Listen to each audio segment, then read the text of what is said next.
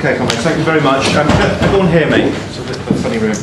Okay, I'm going to start really. I don't know if people have had a chance to see the front page of the Independent newspaper today, but it's for the first time serious numbers of climate scientists are now saying that it is now certain that the link between the suspected link that everyone has really known is behind the scenes, but the link between global warming, climate change, and extreme weather that we've started to see in growing amounts over the last few months, last few years, is scientifically irrefutable. In the past, it's always been that we had to say that we can't really prove that there's a definite linkage because there's too much uncertainty in the climatic systems and the scientific processes and so on. But actually now scientists are saying that the link is irrefutable, and I think this really sums up the urgency with which we have to start to think about how we can deal with the environmental crises that we face, the scientific problems of that, and the question really, if it boils down to, and given the title of this meeting, how we can move towards living in a sustainable world. And I really want to start this meeting by arguing that the world we live in is in absolutely no way at all a sustainable world. I'll give a few examples of this. In 2010, despite all the efforts of the last 10 years by governments, by politicians, by campaigners, by all sorts of journalists and so on, emissions globally of greenhouse gases went up. That's despite over 30 years of scientists warning that greenhouse gases like carbon dioxide cause global warming. That's despite all the campaigning work that the Greens have done, the environmental movement have done, the trade union movement, the socialist movement. The emissions of 2010 were higher than ever, and that also incidentally is on the back of the worst recession in 80 years, which usually leads to a drop in emissions as factories and close down and economic activity drops. In the last few years, we've seen an acceleration of deforestation, the chopping down of trees, natural forests and natural wood. We've seen an expansion, if you like, of incredibly destructive environmental processes. The exploitation of the tar sands in Canada to eke out the last remaining oil and gas reserves. We've seen here in Britain the move towards exploiting the shale sands in the northwest of England to get out natural gas in an incredibly inefficient way as companies look for desperate ways to get more fossil fuels. And really, this meeting really is about two things then. It's about why do we live, despite all the overwhelming evidence, the knowledge, the understanding of how the relationship between the burning of fossil fuels, the destruction of the environment, how it comes that we still live in such an unsustainable way, and how can we get to a world that is the opposite. Now, the first thing I want to deal with after I've had a swig of unsustainable water, this comes from Belgium, by the way. One of the ways you can sum up what's wrong with the system is not that it brings water from Belgium, but it's profitable to bring water from Belgium to the first thing I want to deal with is the questions of humans, you see, because there is a strand, it's a very small strand, but it does exist within the environmental movement that argues that it's simply the fact that humans exist, really, that the environment is being destroyed. That if humans weren't there, if humans somehow vanished tomorrow, then all the problems in the world would be solved. And of course, that's true for the humans who went. But actually, I think it's important that we argue it isn't simply human society that is unsustainable. For tens of thousands of years, for millennia, humans have lived in sustainable ways. In fact, one of the core elements of Marx's theory of history, his historical materialism, is that actually the process of existence for humans is about changing the natural world, that humans have to labour upon the natural world, they change the natural world around them as they get the food, the water, the shelter, the materials that they need, and then in turn the natural world that they've changed impacts back upon humans and so on. So the core of Marx's argument of history and human society in general is that we do alter the natural world. But Marx understood, Engels understood, that actually that's not always in an unsustainable way. Unsustainability is something that's very recent to human history. You know, if you imagine hunter-gatherer communities, how actually the very nature of how they organise production in society is that they use the natural resources of a particular area, and then they don't use them to destruction. They don't chop all the trees down and leave a desert and then move on. They leave that natural area in a way that it can naturally regrow and develop, and then they return a year or 18 months, 2 years down the line. And there have been more. It's not just the hunter-gatherer societies of tens of thousands of years ago. Slash and burn cultivation, which still exists in large parts of the world, and until the early 20th century dominated many parts of agricultural production. Again, it's a very sustainable way. It's not about simply chopping trees down to clear land. That's how we do it under modern capitalism. In the past, Swidden agriculture was precisely about leaving the natural resources there so they could develop and be returned to often 10, 15, 20 years in the future. And it's as an aside, it's very interesting that when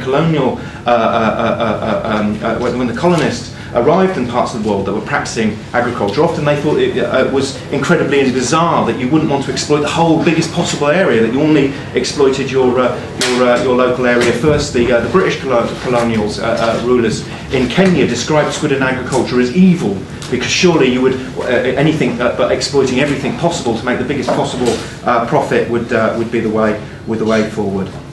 The next question I just want to answer, though, with that in mind, is that I don't believe that sustainability means that we have to return to such societies, that we have to live in low technology, pre-technology, pre-industrial society. I think there's a whole number of reports and studies now that show it's entirely possible to live in a high technology society that is sustainable.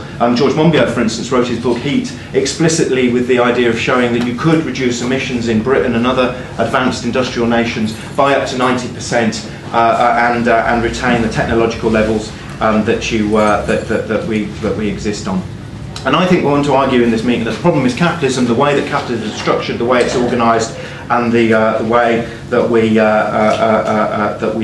live under that society.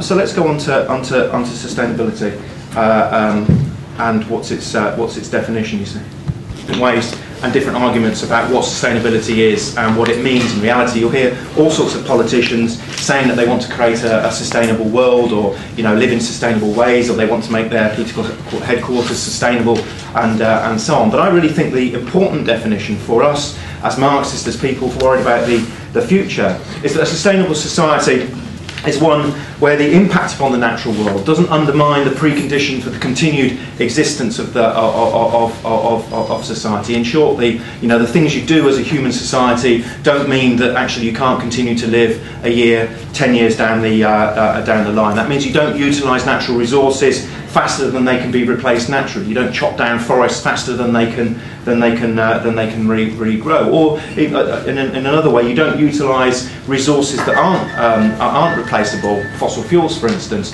faster than you can find and develop alternatives like renewables and deploy those. And I think it's easy. In fact, every time you get a group of environmentalists together, a time you get a group of socialists together and discuss these ideas, what would a future ideal society that you'd like to live in look like? What the easiest thing to do is to say what wouldn't exist. It's very easy to say, under a sustainable world, we wouldn't have that. Under a sustainable world, it's madness that there are X million cars in Britain and however many billion in the world. Under a sustainable world, it's insane the idea that we might get our energy simply from fossil fuels and not use renewable energies. I think it's very easy to come up with what we wouldn't have under a sustainable society. It's much harder to think how would a sustainable society work in reality. And the basic problem is that all of us have grown up in a world where the natural resources of the planet are utilised in an unsustainable way. It's difficult to imagine it being different. As an aside, there are a few things I want to put down right now that I think in my sustainable world we wouldn't have, and some things that we would have. I said we'd use renewable energy over fossil fuels as much and as quickly as I think we should do. I don't think that we would have nuclear power. That's the subject of a meeting in the next session, but I don't think nuclear power is a sustainable alternative, even whether or not it is a safe method of generating electricity. I don't think we'd have GM crops, for instance. I think GM crops lay the basis for problems in the future and can't be seen as a sustainable world. I don't think any sort of rational society would have an arms industry or an advertising industry, industries that purely exist for the utilisation of natural resources, which actually give no benefit back to wider society. And I also think that you'd start to see the domination of collective institutions like creches, like laundrettes, like public transport, because you want a society, its impact, its utilisation of resources is much smaller. So why give everybody an individual washing machine that doesn't last 5-10 years? Actually, let's create proper washing machines that last a very long time and give everybody access to them over the time they need them. Now, it's important, of course, that we do point out that capitalism can deliver some of these things. It's entirely possible. In fact, it has happened that capitalism builds wind farms. It is, possible for capitalism to build creches, to build laundrettes. It's unlikely. I can't imagine it happening, but it is possible to imagine that they do things. It is possible to imagine capitalism delivering all sorts of reforms, just as they deliver all sorts of other reforms that make the world a better place. But would that lead to a sustainable planet, a sustainable society? Would capitalism, can it deliver enough reforms to make itself sustainable? And I would argue that it can't, and I'd say that there's three reasons for this. The first of which, and the most, I think, important of it, is that for capitalism, let me rephrase that. One of the major reasons capitalism isn't sustainable is that actually, at its core, it's for historical reasons and for modern reasons, is an immensely powerful corporation conglomerate of fossil fuel industries, the car industry, the oil industries, the road industries, and all those sort of things, which rely for their profits, who've invested billions of pounds over decades, over centuries,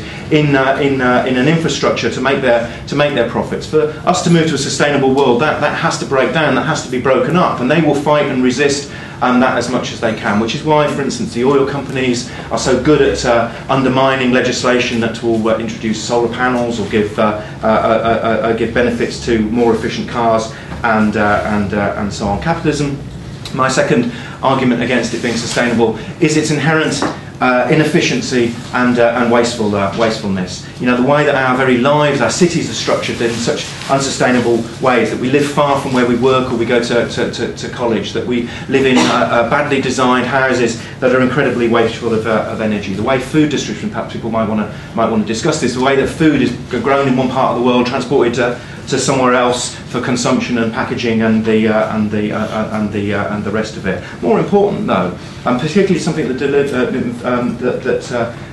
started to be seen post-war under capitalism, is the question, the way in which capitalism destroys things it's produced to make people purchase more of them. Here's a quote from an industrial designer called Brooks Stevens, who lived from 1911 to 1985. He's a very, very famous American industrial designer. He's there's lots of books about him in art shops and so on. But here's his statement on the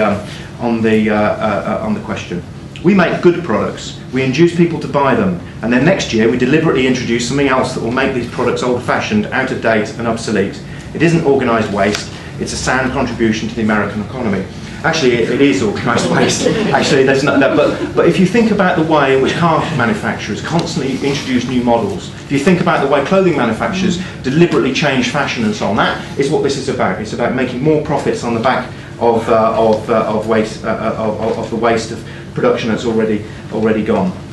Just some statistics to back this up. The British Marxist economist Michael Kidron wrote in the 1960s that did a study which argued that in the American economy in the 1970s, 60% of output was waste in terms of arms, in terms of luxury, consumption for the rich, advertising, and so on. Heather Rogers, in her wonderful book about the hidden history of garbage, and she's an American socialist, says that 80% of goods manufactured in America are used once before they're discarded, which is a terrible indictment of the world.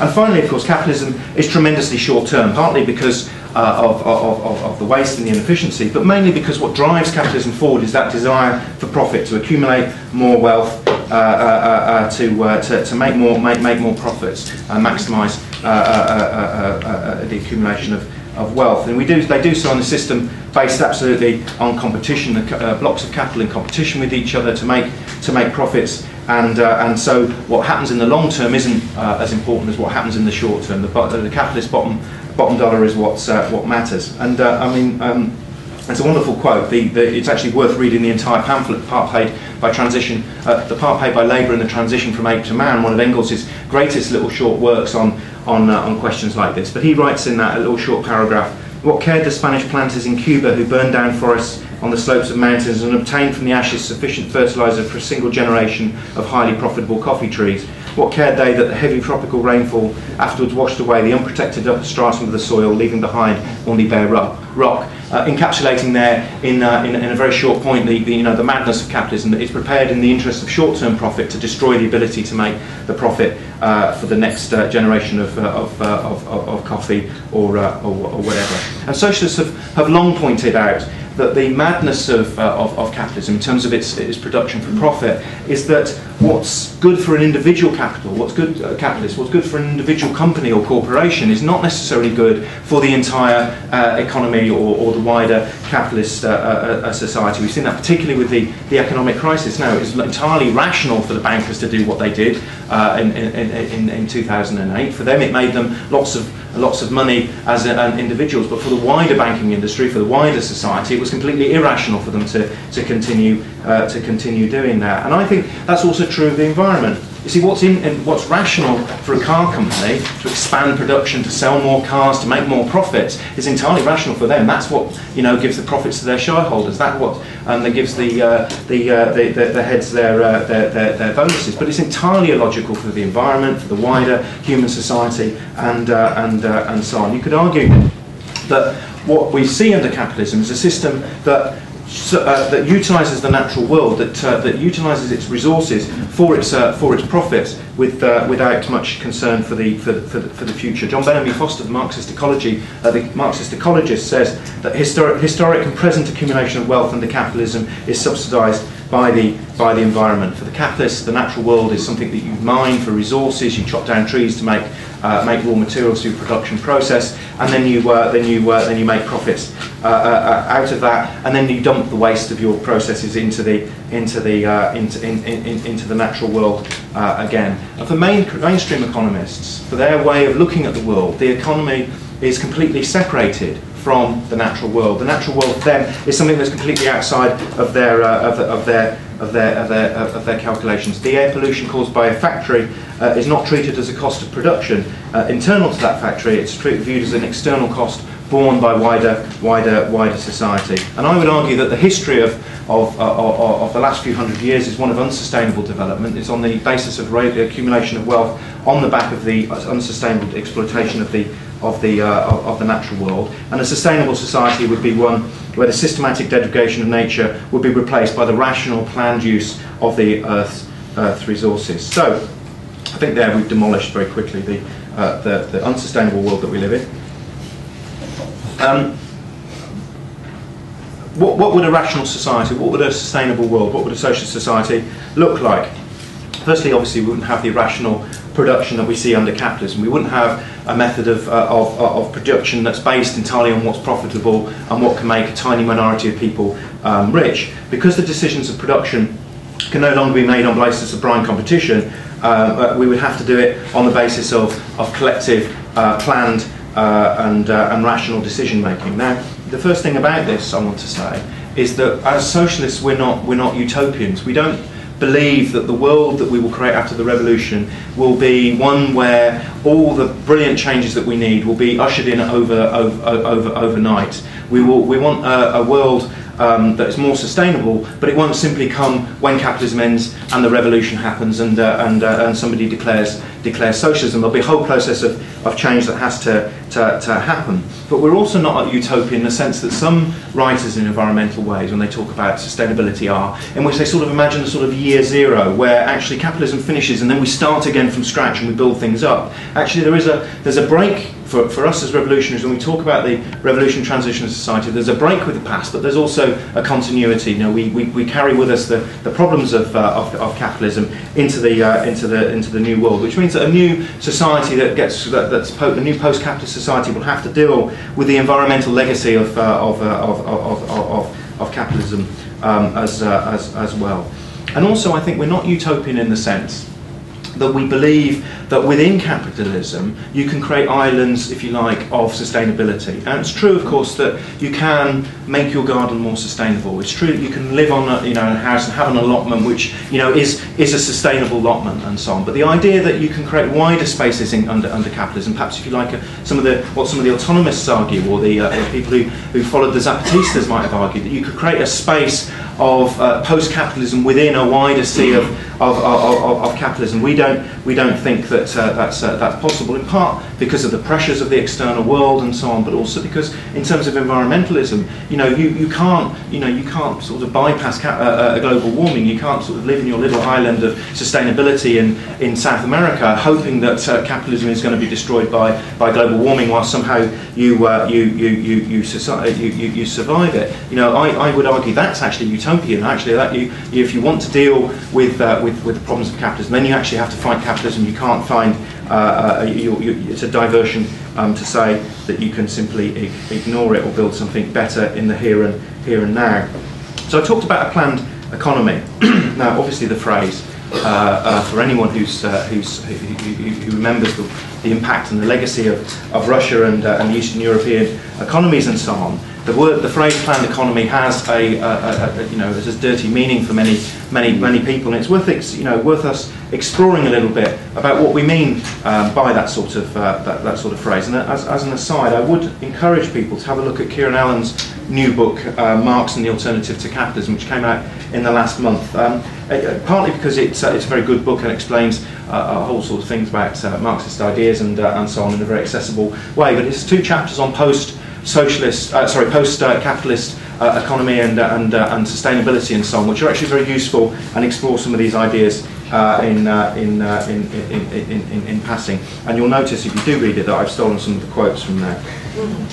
Marx and Engels argued that a planned economy was one where the social anarchy of production gives way to the social regulation of production upon a definite plan according to the needs of the community and of each individual. And if you were to expand the word community in that to include the environment, I think you would have a very neat definition of a sustainable world, one where the production is done in the interests of the wider world and of the people within it on the basis of a definite plan. And planning obviously is sensible for all sorts of things. It allows you to overcome uncertainty in your economy. It allows you to plan for problems that may occur. It allows you to share information in a way that's truly impossible under capitalism. Imagine how under capitalism the different corporations all making computers hide their trade secrets from each other because they don't want their competitors to know, because it will affect their ability to profit. You imagine under a society where we have a planned economy where everyone's trying to make the best type of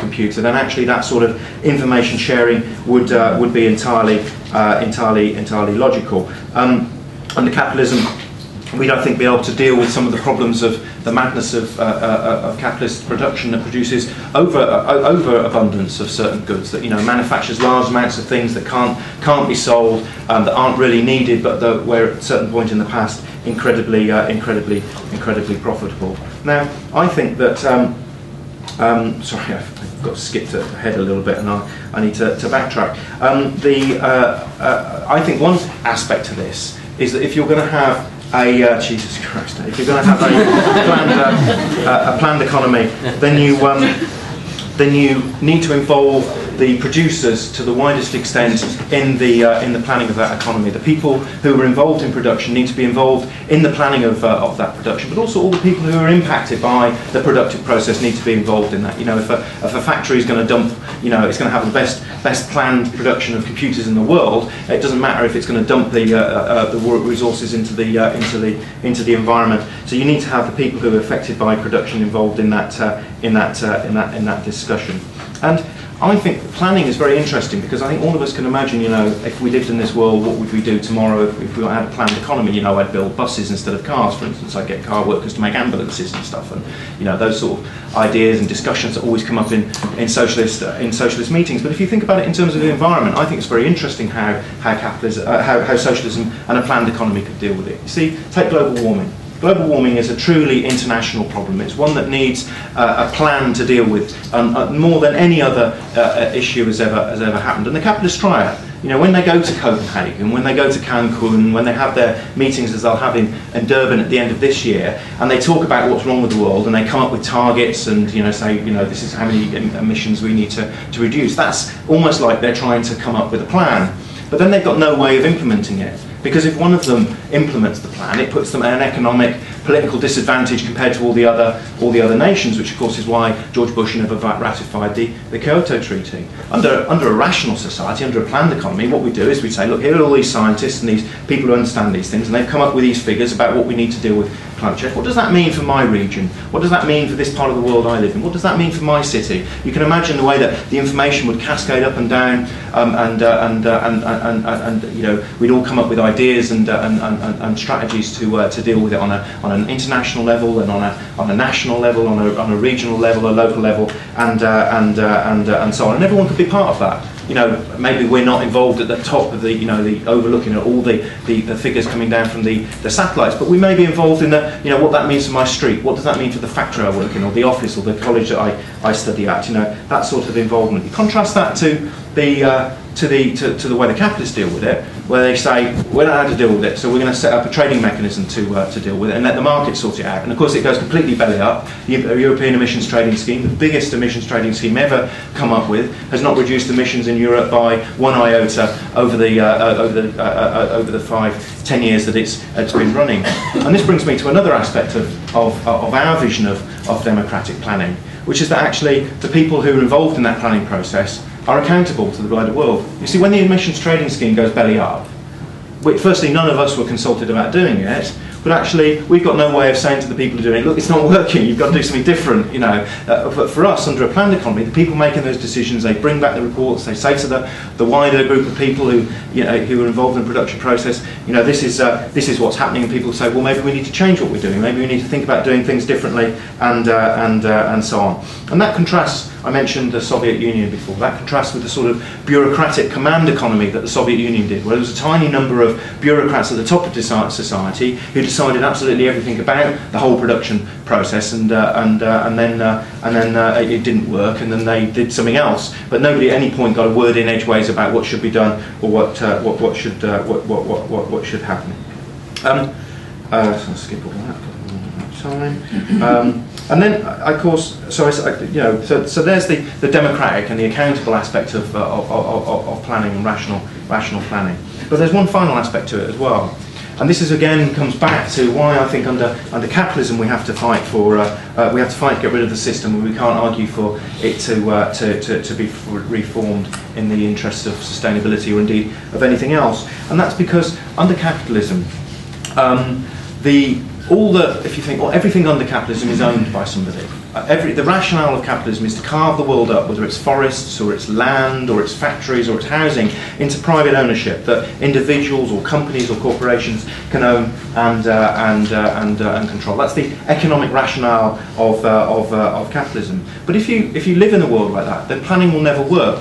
Certainly not democratic planning, because actually the people who own those things, they're interested in making money out of them, they're interested in keeping them. Actually, for the people who want to, if you want to come up with a plan for what happens to your forest, if you want to come up with a plan for agriculture that's in the interest of the wider community, then actually you need to have control and ownership of those resources and those factories and so on. You're not producing for profit, so the owners will be angry with you. So you have to take the factories, the land, and the resources off them. And actually, the final aspect really for me for a sustainable world has to be one where ordinary people, the people who are making the decisions about production, the people who are working the land, the people who are mining the resources, the people who are using them and so on, they have control, social ownership over the means of production. And that really brings us to the final point really, which is how do we do it? You see, if we want a sustainable world, if we want it to be planned, if we want democratic involvement in that, and if we want social ownership, I think firstly it explains, and again, why capitalism can't let us do that. But then it means that we also have to talk about something else, which is the revolutionary transformation of that society, because it involves the revolutionary seizure, if you like, of those means of production. And I think there, in one sense, is why we need a revolution. It's because actually if we want to have an vision of breaking from capitalism and changing the way things are done under capitalism and doing things differently, then we need that revolutionary break. But there's another aspect to it as well. You see, Marx and Engels talked about the need for revolution because they understood that in the revolutionary process people renew themselves, they make themselves fit to govern, they throw off the muck of ages, the racist ideas, the sexist ideas, the ideas that mean that they compete with each other and so on. But actually there's another aspect to it as well, which is in the revolutionary process you also break down the logic of capitalism for you as an individual. And the logic of capitalism for an individual is that you are an individual, that you live as an individual, you compete with the unemployed people around you for jobs, you compete with people for the pay rise, you compete, I don't know, to get a seat on the bus to work because there's not enough buses, you know what I mean, that you're all individuals as a production. As part of the revolutionary transformation of society, in fact, you never mind the revolutionary transformation, as part of any aspect of class struggle. On the demonstration yesterday where I was in Manchester, what was great about it was that people came as delegations of workers. They came as people, we're teachers from this school, we're firefighters. There was a big delegation of firefighters yesterday in Manchester. They came collectively. That's about, as the class struggle starts in a very, very small way, people start to come together as a collective. And if we're to think about a rational, organised society, a sustainable world, then actually it's one where we are operating not as individuals but as a collective. Now I don't mean that we're some sort of hive mind or some sort of, for Battlestar Galactica fans, we're some sort of, cyborg collection, rooted up to a central point. But actually that we sense that our thoughts daily are not about how will I improve my life, how will my life get better, but under socialism we're thinking, our role in making the world a better place collectively there. And so finally, really, I think that there's an absolute urgency to this. There's an urgency because capitalism is a truly destructive system. It's a system now where it's been exploiting and destroying the natural world for hundreds of years now, and in many cases there's nowhere else for it to go. There's nowhere else for it to find any more coal or oil. There's nowhere anywhere else for it to go. That's why they're exploiting the tar sands, because it's actually the last place they can find these materials. And actually for the human race to continue, I think there is now an urgency for us to break from that past. And John Bellamy Foster's books have been very, very good at explaining the metabolic rift that exists under capitalism, the separation that human society now has from the natural world that is the basis for our society. It's only really, I would argue, with the revolutionary transformation of society that we can start to heal that rift, that we can start to bring the two together, the natural world that we all rely on and alter and work on to change on a daily basis to survive, and start to understand the importance of that natural world to our lives. So that's the urgency of revolutionary transformation of society. It's why we have events like Marxism, because we're trying to build a movement and a revolutionary party that can do that. And as I said, there's a great urgency for us to do it as soon as possible. And I'll leave it there. Thank you for listening.